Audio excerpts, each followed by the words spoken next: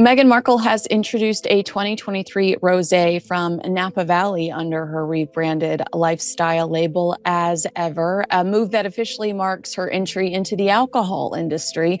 But this isn't just another product drop. It was supposed to be her grand re-entry, a soft pink wave of sophistication, prestige, and legacy wrapped in a bottle of rose. Meghan Markle's rebranded lifestyle label, as ever, launched its 2023 Napa Valley. Wine with the kind of dreamy marketing you'd expect from a Duchess-turned-mogul, sunset-soaked vineyard shots, Meghan barefoot in a white dress. A label promising sun-drenched flavor and feminine complexity. It had all the hallmarks of a meticulously crafted image refresh dot. But within 24 hours, it crashed. Lasting deals that fizzled to branding pivots that confused even loyal followers. American Riviera Orchard came and went without clarity, and now, as ever, appears to be the latest attempt to stake a claim in the oversaturated lifestyle market. Before we dive into what went so horribly wrong and how Jon Stewart's viral Daily Show takedown triggered a PR meltdown across Hollywood, make sure to hit that subscribe button. We bring you the truth behind the headlines, the stories, the mainstream skips, and the moments that shape celebrity legacies. You don't want to miss what's coming next. Back to the story. What should have been a sleek, polished rollout of Meghan's luxury wine quickly spiraled into one of her biggest public embarrassments yet. The As Ever launch didn't just fizzle, it imploded. And the first strike didn't come from wine critics or royal insiders. It came from Jon Stewart. During a satirical segment on celebrity products, Stewart sampled the rose on-air raised an eyebrow and fired off a one-liner that exploded across the internet. "I've had tap water with more character," the audience roared. TikTok clips went viral, and just like that, months of Meghan's branding efforts collapsed under 10 seconds of late-night comedy. But it wasn't just the joke, it was the symbolism. Jon Stewart, once cautious around royal-adjacent figures like Meghan, gave the signal that the protective bubble had popped. She was now fair game, not a royal, not a victim, just another out-of-touch celebrity pushing overpriced fluff in a market that's grown tired of curated stories and empty branding. But here's the kicker. The timing of the wine launch wasn't just bad, it was borderline offensive. As Ever officially dropped on July 1st, that's Princess Diana's birthday. Let that sink in. On the very day the late Princess of Wales is memorialized by her sons, Meghan, who has spent years painting herself as Diana's spiritual successor, chose to release a luxury alcohol product. The symbolism wasn't lost on anyone. Royal watchers were appalled. Even inside sources close to the palace said Prince William was deeply disturbed by the choice of date. Whether it was tone deafness or a calculated PR move, either way, it backfired horribly. Critics saw it as exploitative. A betrayal of the legacy Meghan so often aligns herself with, and unfortunately for Meghan, the wine itself didn't offer any redemption. Professional reviews poured in, and they were brutal. Wine Spectator called it uninspired and flat. Sommeliers described it as forgettable, watery, and shallow. A review that uncannily mirrored how many describe Meghan's public persona. Another critic wrote, "This isn't wine. This is branding in a bottle. People didn't taste grapes, they tasted strategy." One reviewer on X summed it up perfectly. "This tastes like regret and PR planning." But perhaps the most damning silence came from Meghan's own celebrity circle. Where were the celebratory posts from Oprah? The supportive tweets from Serena Williams? The lifestyle plugs from Priyanka Chopra? The Instagram tags from Hollywood? Influencers? Nowhere. For a launch meant to symbolize Meghan's rise as a lifestyle mogul, the silence was deafening. And according to insiders, it wasn't an oversight, it was intentional. Reports say even Meghan's closest allies hesitated to publicly support As Ever. After early tastings and feedback labeled it a flop in waiting, no one wanted their name attached to what one source called a beautifully bottled disaster. Then came the public backlash. Social media erupted. Reddit threads mocked the absurd marketing tone. TikTokers did taste reactions, grimacing after the first sip. One video with over 2 million views showed a user pouring the wine down the sink, captioned, "More Meghan, less flavor." Another viral post simply read, "This is what happens when your brand has no soul." And it wasn't just digital noise. the impact hit retail, several high-end wine retailers began pulling as ever from promotional displays. Boutique distributors canceled planned orders. One West Coast shop owner confessed anonymously, "Customers come in asking for Jon Stewart's grape water, just a laugh. It's killing the appeal." That's not just humiliation, that's business death. Meghan's entire product was built on luxury appeal, mystique, and legacy. But when your product becomes a punchline, the fantasy shatters. And you can't put that genie back in the bottle. In response, Meghan's PR machine scrambled suddenly. Puff pieces began appearing in niche publications, headlines praising her boldness in entering a male-dominated industry. Op-eds trying to reframe the wine as an intentional feminist experience. One piece even called it an emotional expression of healing through flavor. But the audience wasn't buying it literally or figuratively. People saw the spin for what it was. Too late to fake. Too desperate. What makes this collapse so uniquely painful for Meghan is that this wasn't just a product launch. This was personal. This was supposed to be her Gwyneth Paltrow Goop moment, her elegant pivot into high-end lifestyle entrepreneurship, a softer, more mature chapter. Instead, it's become her most glaring commercial failure, and the cracks in her brand are no longer just visible, they're gaping. Behind closed doors, the fallout was even worse.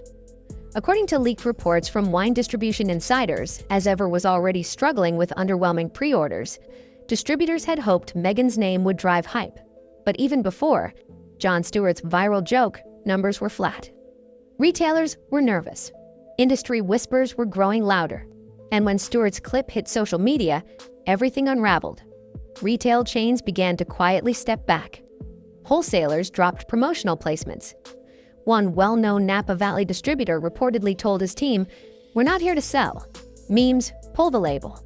Meanwhile, inside Meghan's camp, the mood shifted from confident to chaotic. Sources close to her team described emergency calls, panicked strategy sessions, and frantic outreach to celebrity allies, most of whom declined.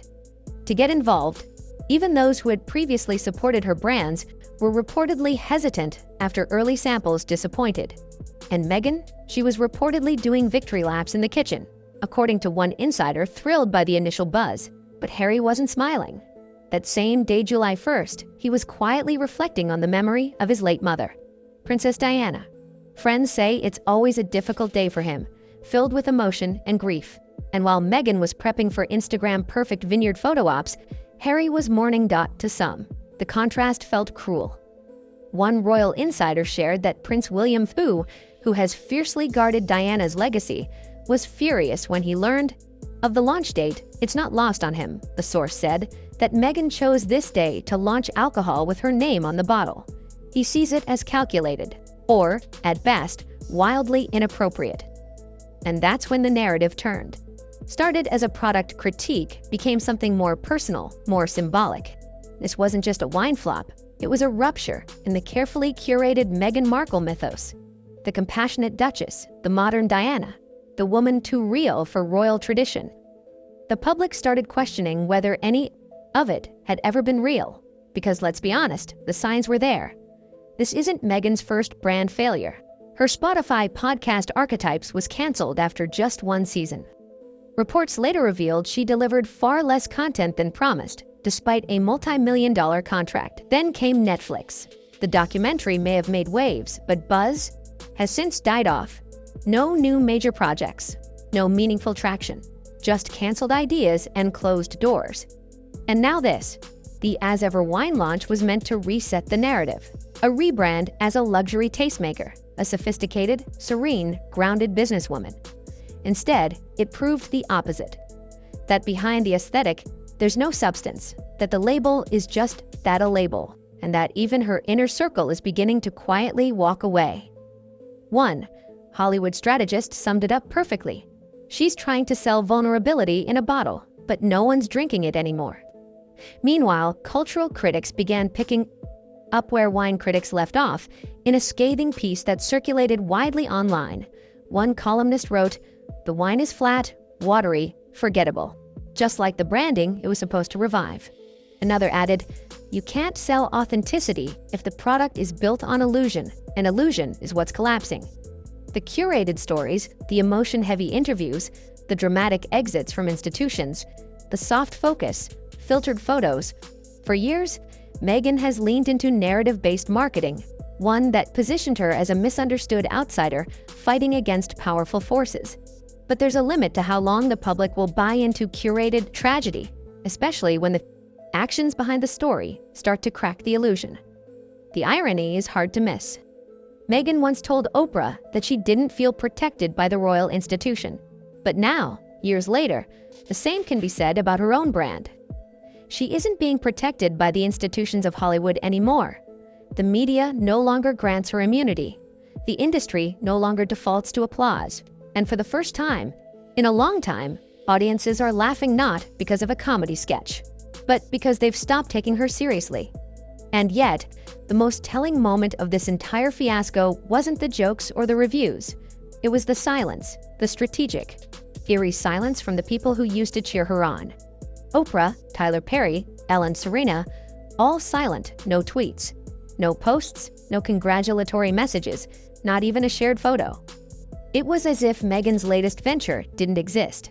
And in a world built on visibility, silence is louder than criticism. It means the room has cleared out, the allies have left, and the influencer has become irrelevant. So, where does Meghan go from here? If this were any other celebrity, the conversation might have ended with a few bad reviews and a forgettable product. But Meghan Markle has never operated like any other celebrity. Her brand has always leaned heavily on myth, on narrative, on emotional spectacle. So when something this public falls apart, the damage isn't contained to just a bottle of rose, it bleeds into everything she touches. After, as ever, began tanking in real time. Meghan's team reportedly scrambled behind the scenes to salvage the optics. A surge of niche blog posts suddenly appeared, framing the wine as disruptive, feminine forward, and even a revolutionary statement against traditional masculinity in the wine industry. The buzzwords were flowing. But the wine? Wasn't storytelling. It was spin, desperate, clumsy spin, and the public saw right through it. Because here's the brutal truth. People aren't stupid. They can smell PR desperation. They know when they're being manipulated with soft focus filters and recycled trauma narratives. And more importantly, they know when a product has no soul. As ever was supposed to represent growth, refinement, and empowerment. Instead, it came off like another soulless cash grab from a public figure who's been trying to monetize her victimhood for years. Cultural commentators were quick to notice something deeper beneath the surface of this flop. One editorial in The Atlantic put it bluntly, "This isn't about wine. This is about the slow death of Meghan's brand, the fall from grace, not as a royal, but as a public personality, because the pattern is undeniable." Every new Meghan project launches with breathless anticipation. The press is briefed, the visuals are perfect, the purpose is lofty. And then, silence, or worse, disappointment. Spotify was supposed to be groundbreaking. It wasn't. Netflix was meant to show the real success. It showed a curated version that left more questions than answers.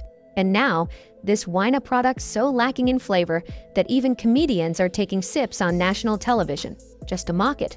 And perhaps the most tragic part, Meghan can't blame anyone else this time. There's no palace institution to villainize, no racist tabloids to point fingers at, no royal aides to accuse of sabotage. This wasn't a case of being silenced or sidelined. This was her project, her brand, her timing, her idea, and it failed all on its own. That's what makes this moment different. This wasn't a smear campaign. This wasn't a hit piece from the British press. This was organic, grassroots backlash. From real people, from consumers. From wine critics, from comedy fans, from casual observers who are just tired of the act. Even the timing of the product's collapse added insult to injury. Just as Meghan's wine was getting mocked online, a documentary about Princess Diana was trending globally, one that reminded audiences of the genuine empathy, raw humanity, and undeniable grace that Diana embodied. The contrast was devastating. Meghan wasn't building on Diana's legacy. She was appearing to exploit it. And as the noise grew louder, Meghan's absence became deafening. No public statement, No interviews, no acknowledgement of the timing misstep, no mention of the growing outrage online, just a few half-hearted reposts from small wine influencers and a couple of curated photos of Meghan looking wistfully at grapevines. But even those felt off, disconnected. Artificial. The problem, as one strategist put it, is that Meghan Markle has built her entire brand on a foundation of emotional storytelling, but she's forgotten the cardinal rule. The story still has to be real, and the public is no longer convinced. They see the cracks, they remember the hypocrisy. The years of preaching privacy while signing deals with Spotify, Netflix, and now peddling wine, the endless headlines about wellness and authenticity. While each product rollout feels more like a cynical play for relevance than a genuine creative pursuit, as ever, wasn't just a wine. It was a test to see if Meghan could still sell an image if. The public was still enchanted by her narrative, and thanks to Jon Stewart's perfectly timed punchline, the results are in. The answer is no, not anymore, because the joke wasn't just about the wine, it was about the brand, the narrative, the illusion. And when comedians start mocking the very foundation of your public image without fear of backlash, it means something much larger is breaking down. The pedestal is gone. The immunity has faded. And now, Meghan Markle finds herself in the most dangerous place any celebrity can be. Not hated, not loved. Once a public figure becomes a punchline, recovering that credibility is nearly impossible, because mockery, especially the kind that goes viral, cuts deeper than criticism. People forget angry headlines, but they remember jokes. They remember punchlines like, "I've had tap water with more character." They quote it, they share it, they turn it into memes. And in Meghan Markle's case, that's exactly what happened. The as ever wine wasn't just reviewed, it was ridiculed, and that ridicule exposed something much bigger: the collapse of a carefully controlled public image. The woman once hailed as a symbol of modern royalty is now struggling to sell a bottle of wine that even her celebrity friends won't endorse. It's not just the product that failed, it's the illusion that Meghan represents authenticity, that her lifestyle is aspirational, that her ventures are meaningful, that her every move is driven by compassion, truth, and healing. Because if this wine scandal proves anything, it's that behind the soft lighting, behind the curated Instagram filters, behind the words like feminine complexity and sun-drenched purity, there's nothing of real substance, just another glossy attempt to cash in on a narrative that no longer resonates. This is what happens when branding outpaces reality. It's not enough to have a pretty label, not when your name is associated with broken contracts, tone-deaf launches, and empty promises. Not when the public sees your wine not as a passion project, but as the next act in a long line of commercial reinventions that keep falling flat, and the world is paying attention. Hollywood is quiet. Critics are bolder. Comedians are merciless. Consumers are skeptical. Meghan Markle, once untouchable in the eyes of her fans, is now being scrutinized by the very culture that once idolized her. And the question everyone's asking is simple: what happened? How did someone with this much opportunity, this much media support, and this much global attention end up becoming a walking PR disaster? The answer may lie in the very strategy that got her here. For years, Meghan has leaned into emotional storytelling. As a business model, she crafted a brand around being silenced, misunderstood, and undervalued. It was compelling until it wasn't. Because once you start monetizing that story, it stops being powerful and starts feeling manipulative. People catch on, and eventually they stop buying. And right now, they're not buying the wine or the story, because the launch of As Ever has made something abundantly clear. Meghan Markle isn't trying to share her truth. She's trying to sell it, bottle it, brand it, profit from it.